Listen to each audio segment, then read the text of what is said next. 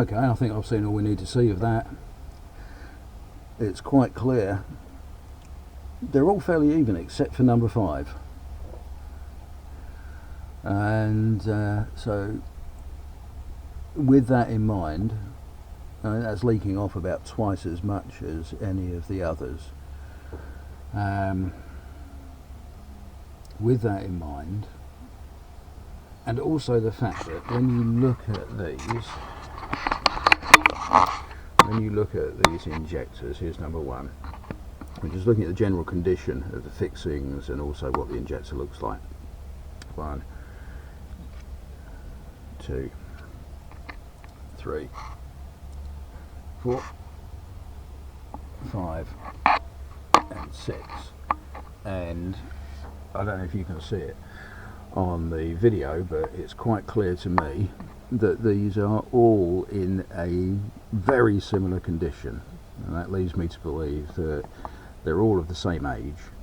There's not one new one in there. I can show you what one would look like if it was just been put in there. Because in here, these are a couple of salvaged spares out of a known good engine. These are ones I replaced on another engine before that engine was later scrapped, and these look distinctly different to the ones that are in there. They've got different markings on them. I believe these are Bosch.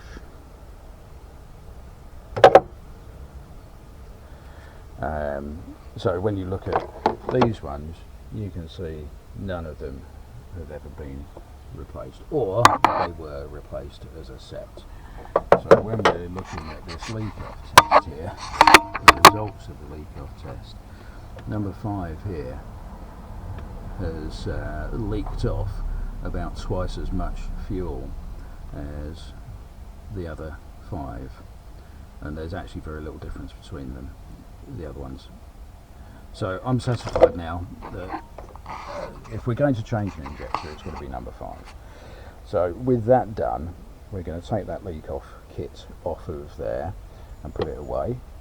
And the next thing we're going to do is take this inlet manifold off, which we'll need to do anyway if we're going to change that injector, because this high pressure fuel line feed to the injector, this is number 1 injector, but you can't see that for any of the others without taking the inlet manifold off. So the manifold's got to come off.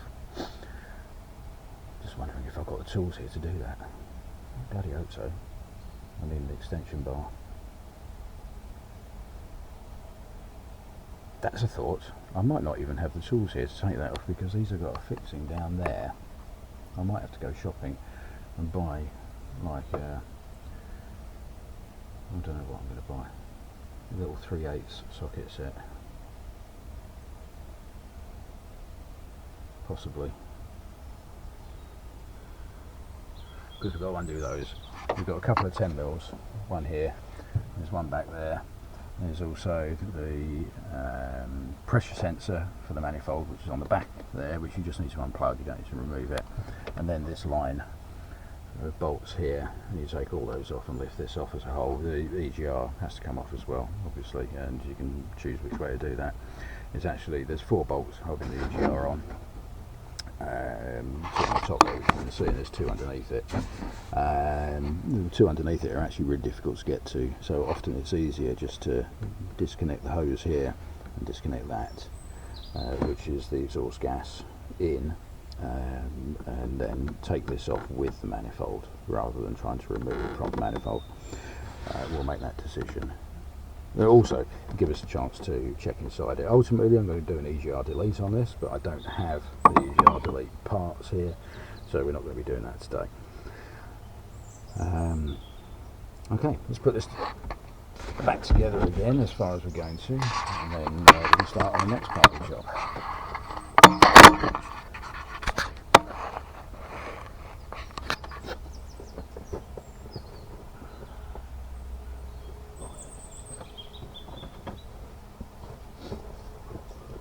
Once again, being very, very careful not to lose any parts, because we don't have spares here. Actually, we'll start what we should have started last time, which is to remove the injector wiring out of the way completely. These injector looms are known to fail. Usually quite easily identified. You'll get probably not a consistent misfire, but you'll get a misfire coming in at certain revs or intermittently, and that's an electrical failure of this wiring loom. Bit of a pain if that happens, but not a difficult thing to replace. Literally, it takes minutes to replace one. It's just a TD6 thing.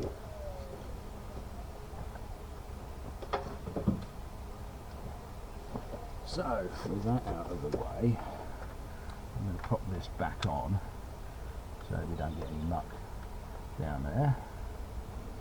I'm not going to put the clips on at this moment because we're probably going to change that number 5 injector. Right, I'm going to leave that out of the way. I'm going to put these spare injectors over there.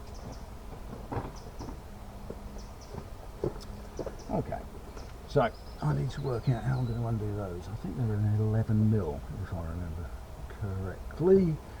As I say, I don't know if I've got the tools here to do it.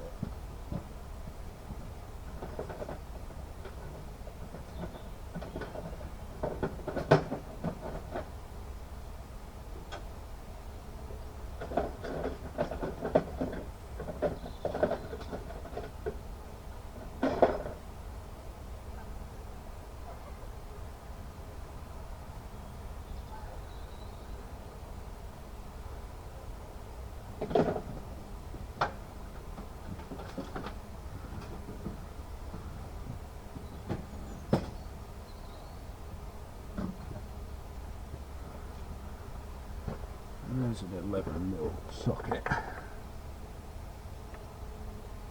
All that will go onto there, and I can probably get a spanner onto that.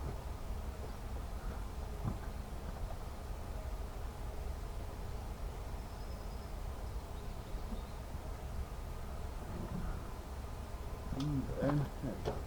Right. Improvising. Let's do these. Right, there's one here. I'm being very gentle because I don't want to damage anything.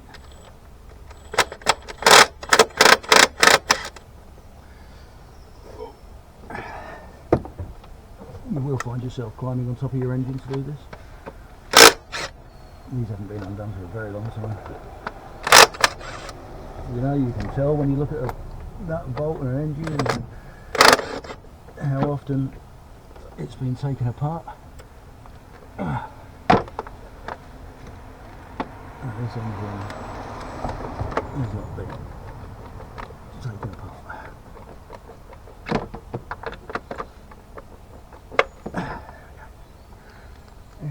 There's one down the back there as well.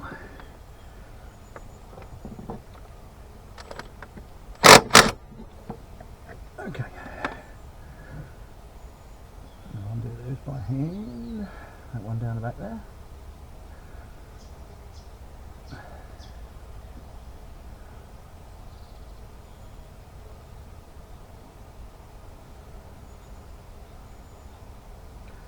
Right.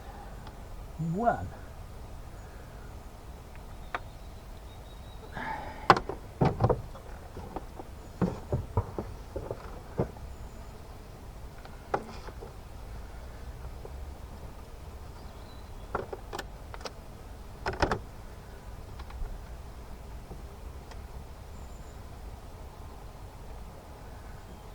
If you haven't got the right tools, improvise.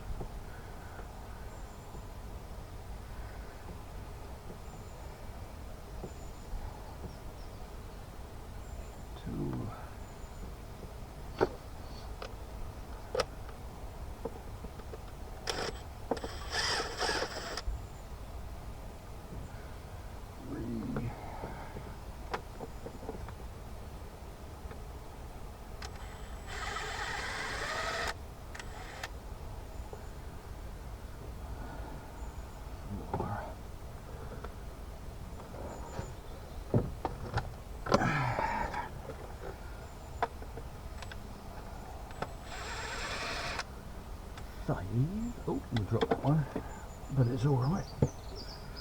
I can see it.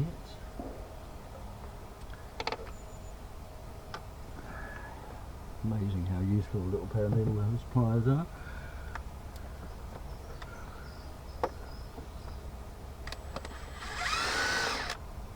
And we'll drop that one.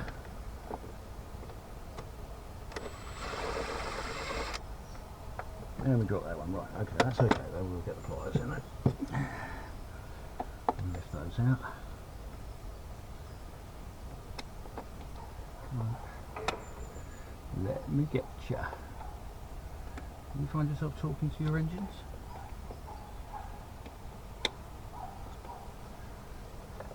That one. And that one. Gotcha. Okay.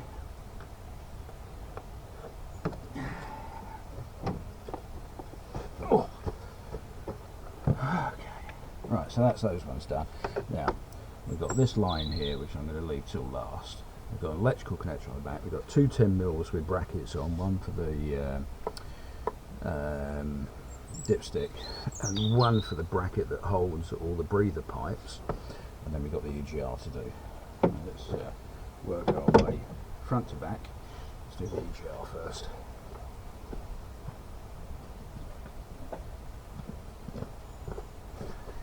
I'm just going to take the hoses off and leave the EGR valve on the manifold. And then while the manifold's off, we can have a look at it and see how badly coked up it is. Because they do get coked up.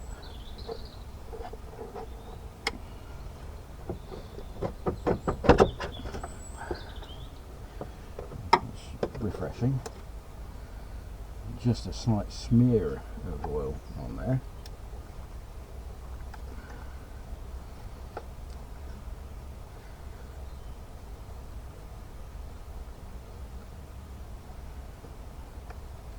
This is like an exhaust clamp gasket because it is effectively an exhaust, and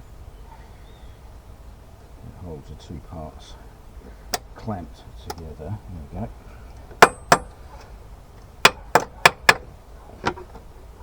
That's not free of that.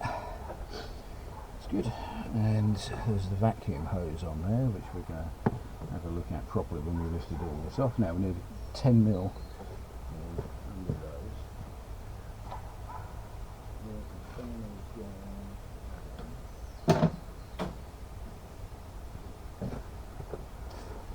So literally, the tools